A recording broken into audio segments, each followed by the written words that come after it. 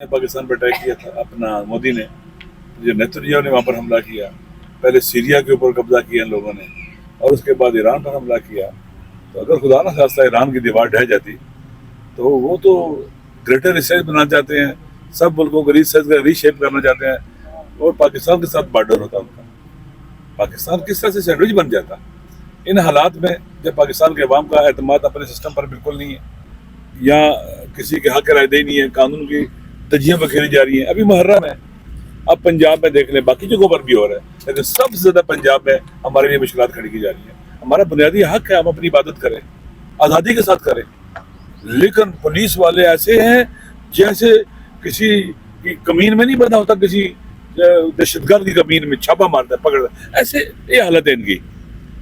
ऐसे जो लगता है कि ये वज़ीर आला से भी ऊपर कोई चीज़ है। रूल ऑफ लॉ की धज्जियां बिखेरी जा रही हैं, बुनियादी इंसानी हकूक़ की धज्जियां बिखेरी जा रही हैं। हर गुजरते दिन से लोगों का एतमाद अपने सिस्टम पर खत्म हो रहा है।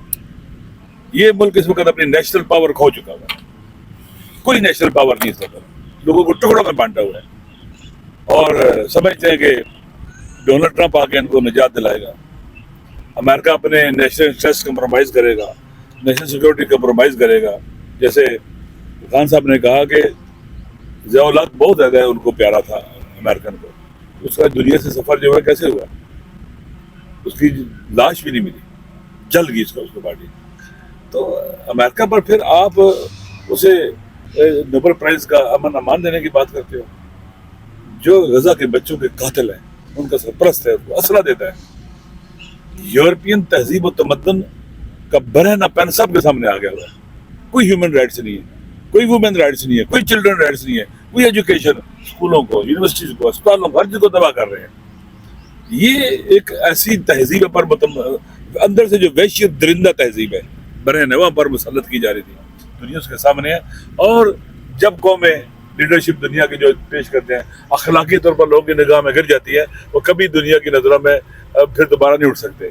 अमेरिका, यूरोप ये अखलाकी तौर पर ढह चुका हुआ है, ढह चुका हुआ है।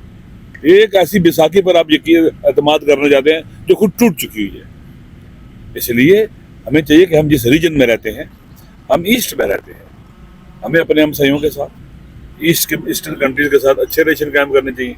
लुक टुवर्ड्स द ईस्ट बहुत आम है।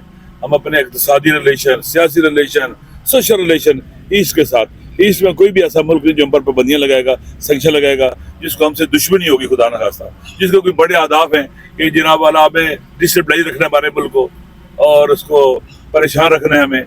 लिहाजा हमें ये पार्लियामेंट कर सकती है, पार्लियामेंट आपको जो है फॉरेन पॉलिसी के हवाले से गाइड कर सकती है। वहाँ अक्ल जमी मौजूद होती है, अवाम के इलेक्टेड नुमाइंदे होते हैं, अवाम की हिमायत उनके साथ होती है, वो फैसले कर सकते हैं।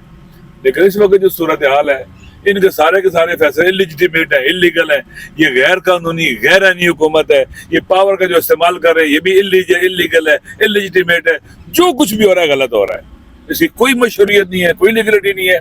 लिहाजा ये पाकिस्तान को तबाह बर्बाद तो कर सकते हैं। अभी जो बजट आया है, जिसे खान साहब ने कहा कि इस गुनाह बिल नज़र में शामिल नहीं थे, ये बजट तबाहकुन बजट है, आपके सामने है, लोगों की चीखें निकल रही हैं और खुदा गवाह इतना झूठ बोलते हैं, इतना मक्र और फरेब और धोखा है कि जो मदारी है ना, जो मदारी करने वाले, वो भी इनसे हैरान हो जाए। यार हम अरबी में कहते हैं कि वो खातून जिसका जवान बच्चा मर जाए तो वो भी हंस पड़े, इनके झूठ मक्र फरेब और धोखे देकर।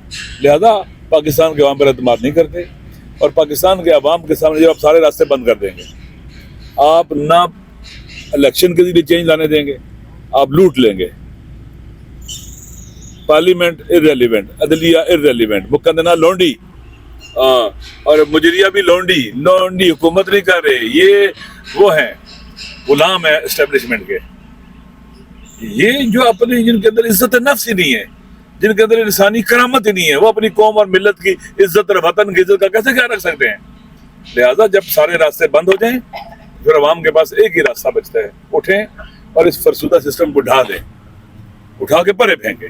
देखना अब जब ये सारे सिलसिले हो रहे हैं, कोई भी उठा जिस पर अवाम एतमाद करते हैं, वो कहे कि जी अब इलेक्शन हमारे लिए रास्ते बंद है, इलेक्शन से हम चीज़ों को ठीक नहीं कर सकते, पार्लियामेंट से ठीक नहीं कर सकते, कहीं से लोग रिलीफ नहीं मिल सकता।